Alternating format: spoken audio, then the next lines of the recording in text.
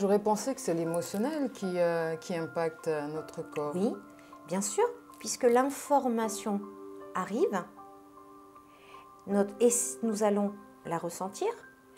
Et de cette information, j'en fais quoi?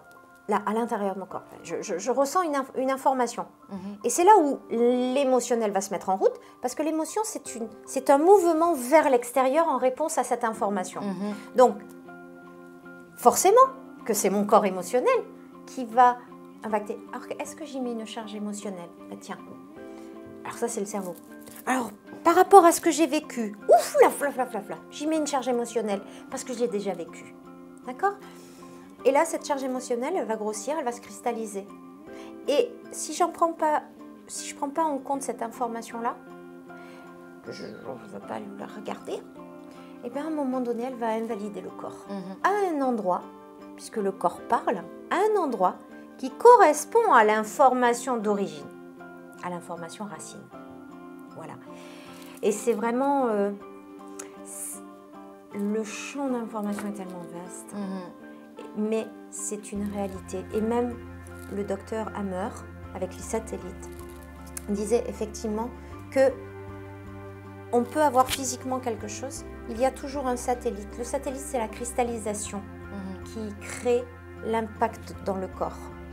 Et effectivement, dans le soin informationnel, on va lire le corps, mais il va falloir chercher l'information racine qui a créé ce dysfonctionnement. Sinon, vous traitez le corps et ça revient. Mais toi, dans ta méthode de travail, alors, quand tu reçois ces informations, tu les traites, tu ne fais pas une reprogrammation. C'est pas le fait que la personne prenne conscience, comme en communication quantique par exemple, que le traitement commence à se faire. Mais toi, tu le traites après, c'est bien ça? Moi, je ne fais rien sans l'autre. C'est-à-dire que le corps physique peut être allongé. Ton être, il va... Alors, c'est très subtil, mais c'est ce qui se passe. C'est que ton être va, tout le temps du soin, me dire « là, il y a ça, là, il y a ci, là, c'est cette information, là, c'est comme ça, là, c'est là ». Et s'il y a des choses que je ne dois pas voir ou entendre ou percevoir, parce que ce n'est pas important, ton être estime que ce n'est pas important, je ne vais pas avoir l'information.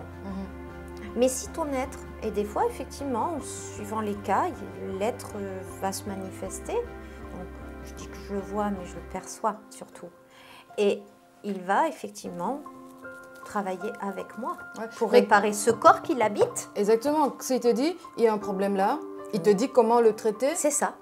Mais comment moi, je peux mieux savoir que toi, ce dont toi, tu as besoin?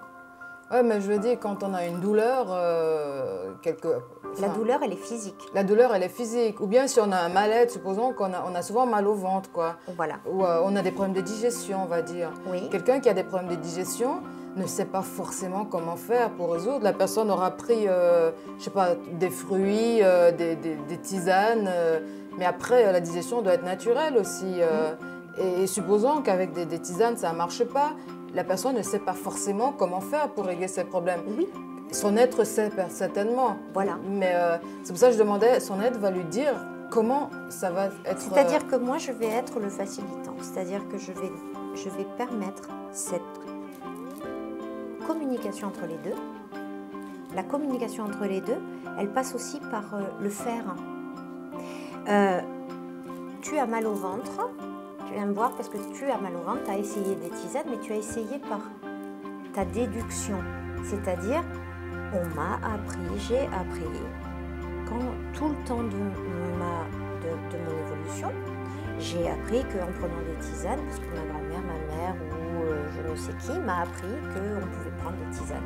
Je vais chez le médecin parce que je me suis adaptée à cet environnement et je sais que c'est le médecin qu'il faut que j'aille voir si j'ai mal au ventre. Ok. Une fois que tout ça est fait, quand tu viens me voir, bah, effectivement, ton être il va me dire bah oui, j'ai mal au ventre parce que quand j'étais dans le ventre de maman, j'ai pas eu la légitimité. Donc je ne peux pas me nourrir correctement. Et donc tant que j'ai cette problématique ou cette thématique de la légitimité, eh ben, je ne peux pas digérer l'information. Ok, donc je vais remettre à jour l'information qui t'empêche d'accéder à cette légitimité. Et le réalignement permet de rentrer l'information, de remettre à jour le logiciel qui traitait l'information, et la personne après te dit « j'ai plus mal au ventre et maintenant je peux manger tout ce que je veux parce que je me suis légitime. J'ai juste permis que cette information qui me manquait puisse se faire. » Voilà. Mais c'est pas moi qui sais. Tu me permets d'avoir accès à cette information et avec toi, on va remettre la chose en place. Et c'est pour ça que dans la médecine conventionnelle, on donne des comprimés ou on va donner un traitement, parfait. Mécaniquement, elle va être utile. Mais si effectivement c'est un problème de reconnaissance ou de légitimité ou d'acceptation, de digestion des informations, c'est du subtil. Là, il n'y a aucun comprimé qui marche, puisque il y a cette part de la pensée qui rentre en ligne de compte. Donc, à partir de ce moment-là, tu peux prendre autant de comprimés que tu veux. Tu n'auras pas le résultat. C'est important que chacun puisse reprendre l'information qui est juste pour lui. Et parce que cette information, sinon elle est perdue pour tout le monde. Si toi, tu passes ta vie à côté de cette information importante, puis c'est dommage. Voilà. Effectivement. Ok. Et la compassion, pour revenir un petit peu à cette différence, c'est que la compassion, elle te permet d'avoir l'information de l'autre sans y mettre ton transfert émotionnel. Donc moi, je reste à l'extérieur du trou, je te rassure, je te regarde et je te tends la main pour que tu sortes de ce trou. Autrement, tu prendrais toutes ces charges. Sinon, tu prends la charge émotionnelle, donc tu sautes dans le trou avec l'autre pour qu'il ne se sente pas tout seul et puis tu dis oh, « moi aussi j'ai vécu ça, je comprends ». Et là, si la personne fait pleurer, tu vas avoir toi aussi une larme. Et du coup, la personne, elle ne peut pas découvrir qu'elle est capable de grimper pour sortir du trou. Puisqu'elle se conforte, puisque toi, tu es pareil. Tu es dans le trou avec elle. Ce n'est pas le but. Ce n'est pas là notre but. On peut faire ça un temps, mais la meilleure aide, c'est... il y a un proverbe qui dit... c'est pas de te donner du poisson, c'est de t'apprendre à pêcher pour que tu ne meurs plus jamais de faim et que tu ne sois plus jamais dans l'attente de recevoir du poisson pour te nourrir. Et je crois que le meilleur accompagnement, c'est celui-là. C'est de permettre aux gens d'accéder à leur propre information pour qu'eux-mêmes puissent agir par eux-mêmes, pour eux-mêmes, et ensuite contribuer de là où ils sont pour les autres.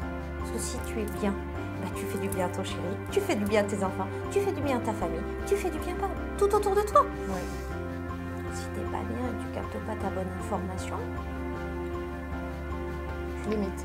Voilà, tu en as plein qui ne vont pas profiter de tout ce que tu peux, toute cette richesse qui est à l'intérieur de toi et qui va te permettre de... Donc voilà, mon job, il est formidable. J'adore. Non mais c'est clair. Merci beaucoup d'avoir partagé tout ça. Tu as un site internet qui est encore en travail. Voilà, qui est en construction, qui va être finalisé. Qui va être finalisé bientôt. Parce que je ne suis qu'une utilisatrice, chacun sa compétence. Voilà. Voilà, donc là je me fais aider, effectivement. On le mettra dans le site internet. J'ai un Facebook. Voilà, tu as un Facebook sous le nom de Sylvidat, sur lequel tu es assez active. Voilà. Si on veut te contacter pour que tu puisses transmettre cette belle énergie. Voilà. Pour l'instant, c'est vrai que on peut me joindre sur mon portable.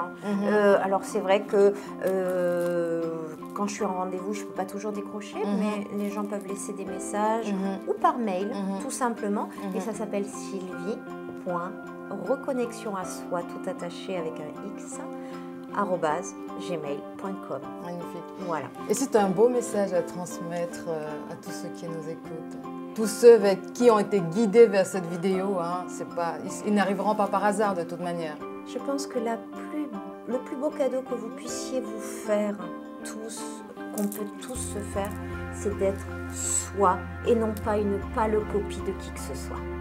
Voilà, je crois que c'est d'être soi-même dans cette diversité parce que la vie aime la diversité.